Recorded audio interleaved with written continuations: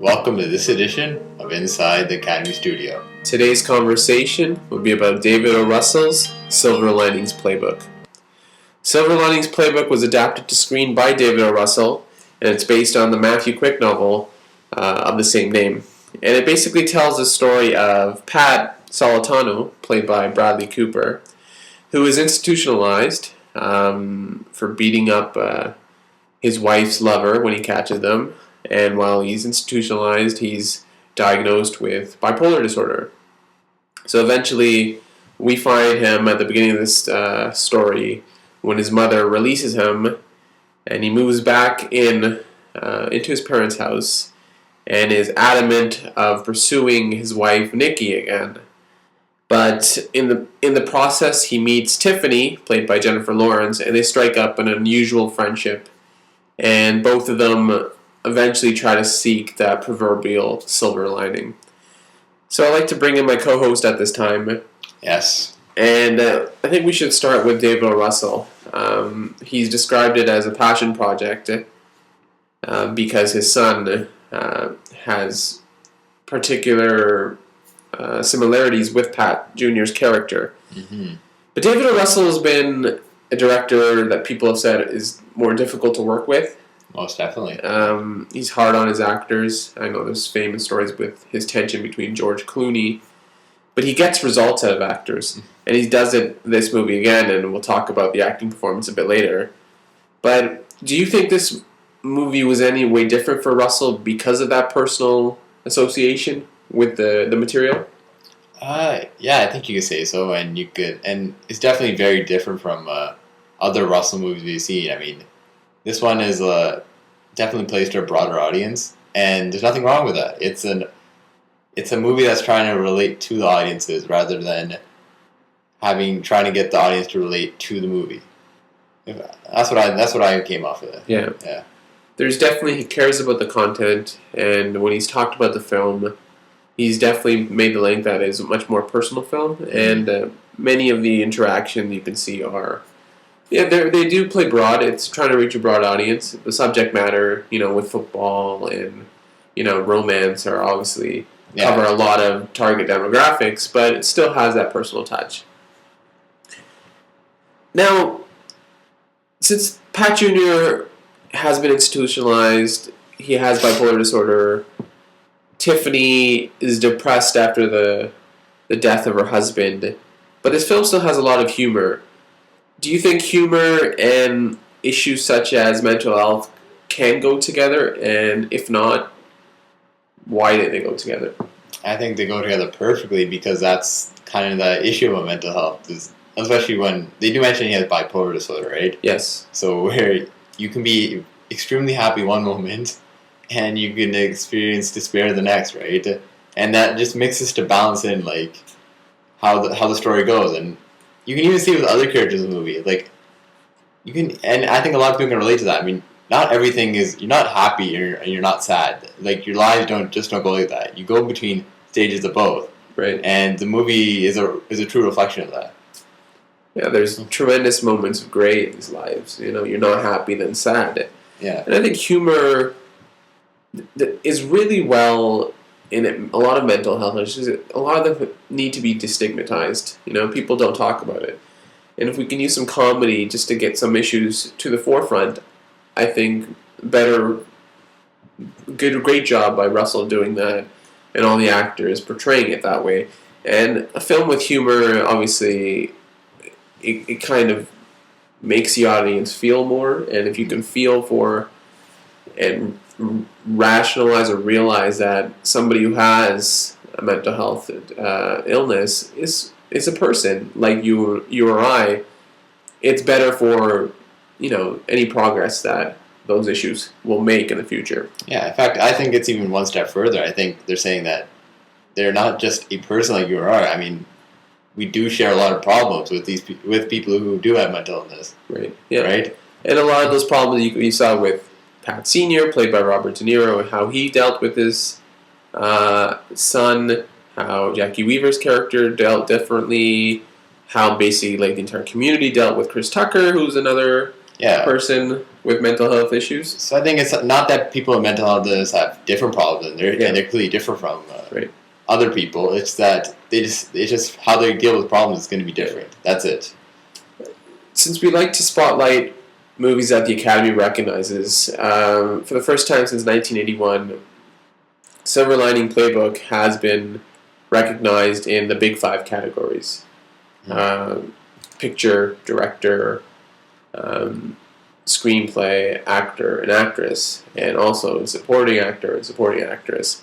So a lot of nominations and recognition for a lot of the acting performances.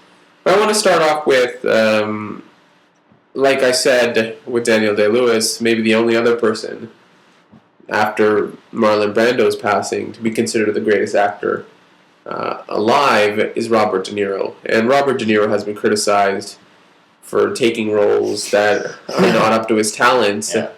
But this is more of a return to form, and you can see a lot of different, just emotions and actions and storylines that De Niro seems interested in. You kind of see that, this guy's a fantastic actor again, but always has been. Yeah, I think De Niro's always at the stage where he can make 10 or 12 terrible movies in a row. Like even if you go on the street like that. Yeah. But people always take him seriously as an actor when he's put in the right movie. Yeah, and it's hard not to, right? His resume speaks for itself, and just some of the brutal scenes. When Pat Sr. basically, when Pat Jr. is looking for his wedding pictures, and they get into that fight, and it gets the police comes. It's a really physical scene, and De Niro even at his age is basically a counterpart to Bradley Cooper. Mm-hmm. Of the four actors being recognized, I feel the one that's got the most attention is Jennifer Lawrence, who has been nominated now for the second time in 3 years as Tiffany. Tiffany is that off-color, says what she feels what she says kind of characters, and it's instantly memorable. Mm-hmm.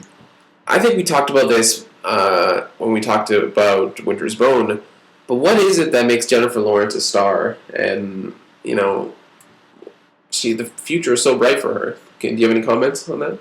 I think it's hard to find fault with Jennifer Lawrence. That's the thing, though. I mean, obviously she has the physical attractiveness. I mean, we'll just get that off the bat. Right. But she also backs it up with her acting, her commitment to her roles. Yeah. I mean, I think actors really catch their stride in popularity if they can play in the biggest blockbusters, like The Hunger Games, down to like smaller projects, more character-focused ones, like this one, Silver Lining Playbook. Like you can, that we love to say this on this podcast, that we like to say the years of actors, and so you could say this like a year of Jenny Lawrence.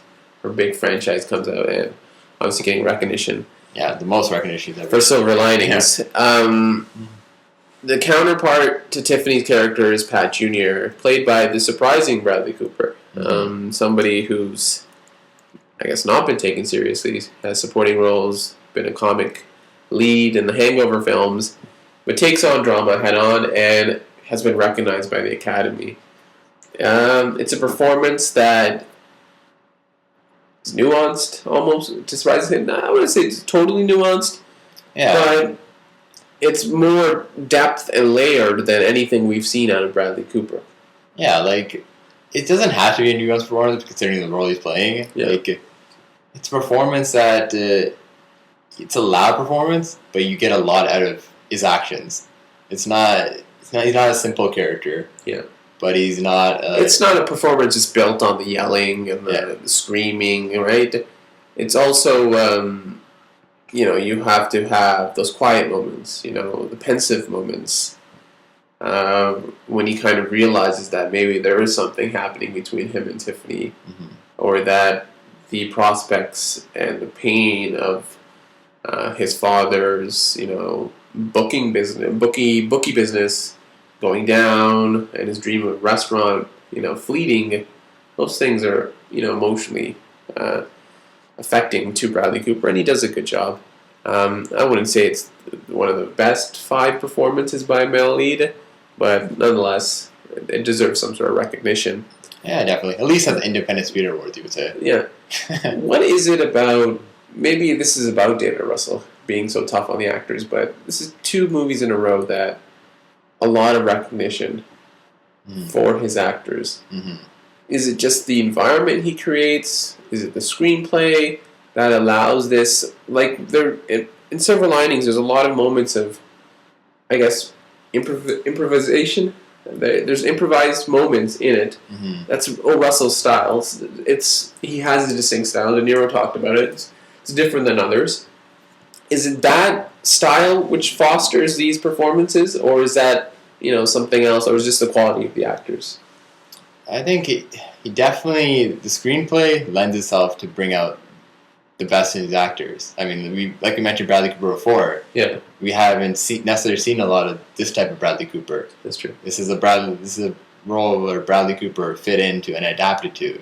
So it's a bit, I say, to sit on the fence, a bit of both. Okay. Yeah. Let's talk briefly about a couple moments in the film, and how about the final dance sequence? The movie builds towards it. There are 2 journeys built toward it.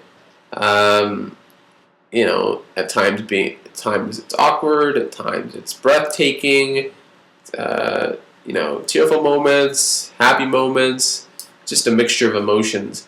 How do you think that scene as the payoff to the film works, or would you have liked some other payoff? I think it works. I mean, I think a lot of criticism about the movie could be that it cycles through cliches, right? Right. But I think I give full credit to the movie is because it takes true worn cinema, a lot of things we've already seen in cinema, right, and makes you still feel for the characters, which I think is an even bigger challenge than just creating new innovations in film. The film's not trying to reinvent the wheel. Yeah. It's just trying to reinforce a lot of things that we enjoy about movies, and does it in a manner that still has that personal touch. Yeah, and I think if a screenplay and a movie can successfully do that, right. I think that's even more credit to the filmmakers for doing that. Okay. We're almost nearing the end of this edition of Inside the Academy Studio, and like always, we like to end with questions. So I ask, what was your favorite moment in Silver Linings Playbook? I think my favorite moment had to be the scene where Ronnie is who's a brother-in-law to Pat Jr.'s character, I believe. Former ex-brother-in-law. Ex-brother-in-law, yeah. Yeah, Nikki's sister's husband. Yeah. It's a scene where he kind of confides in him. He's like, and I feel like I'm drowning. I mean, my job, my wife, this house. It really shows that mental illness isn't a simple issue. It's like people deal with it differently. I mean, the way Pat Jr. deals with it obviously ended in violent consequences, and I'm not saying it's the best way, but it shows that we all have internal struggles. It's just how we deal with it is how we deal with it. Signals of not being happy can be, easily brushed off, but it could mean more. And then it was an interesting moment between the 2. I know, you look at a character like that, he's a character who has it all together, but he confides that he feels like he's struggling inside still. My favorite moment was the so-called first date between Pat Jr. and Tiffany, when they go to that diner near their houses.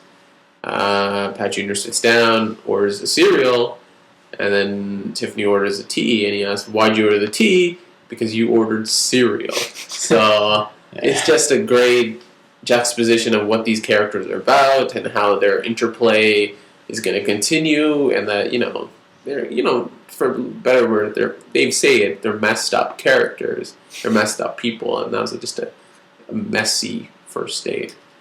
Let's talk about the least favorite moment in Silver Linings Playbook. I think my least favorite moment have to be the ending where we see a little happier ending that we've seen. I mean, I thought the dance competition, getting the 5s in that and making. I'm surprised. I thought you like montages at the end. Yeah, I do like montages, but I just felt that it was a little too much happiness. I thought it could have been tempered a bit. Okay. So I thought it just wasn't necessary to put. Fair enough. Yeah. My least favorite moment was, I guess, the addition of Pat Jr.'s brother. That really nobody talks about, but then he shows up 2/3 of the way, kind of lays into Bradley Cooper's character. Then they go watch a football game, and then their relationship is rebuilt. It kind of seemed like a late addition into the film, and it could have probably, been the same or even more effective without him in it. One of the last things we like to do is word association. So when you think Silver Linings Playbook, what word do you think of? T. I'm kind of stealing out from your scene, but I'm going to say T. T? Yeah. And I think of friend with a capital F. Shout out to Chris Tucker. So when we think Silver Linings Playbook, we think T and friend. That has been this edition of Inside the Academy Studio. Thank you.